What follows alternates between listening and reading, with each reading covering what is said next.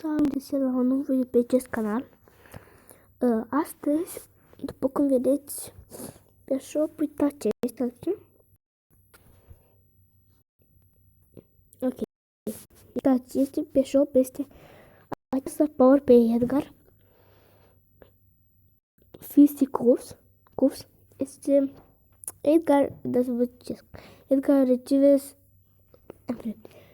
Ok, deci costă 2000 de gemuri. Deci își încarcă viața cu 25%, cred. Și eu am 2371 de bănuți. Ok. Deci acum și-l fac la Power 10 pe Edgar. Îl am la rank 2. Și hai să la 3. Îl număr până la 10. 1, 2, 3, 4, 5, 6, 7, 8, 9, 10. Bam!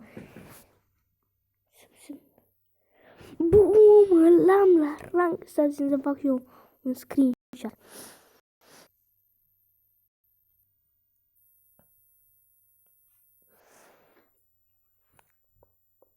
Ok, bam!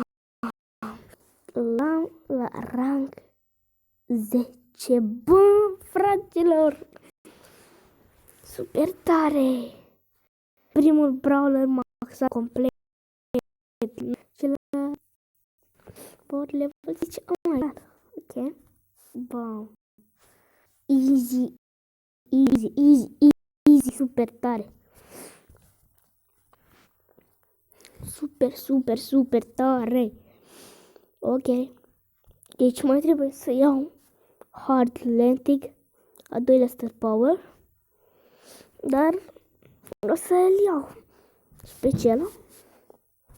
Ok, ce super tare, fraților. Super tare.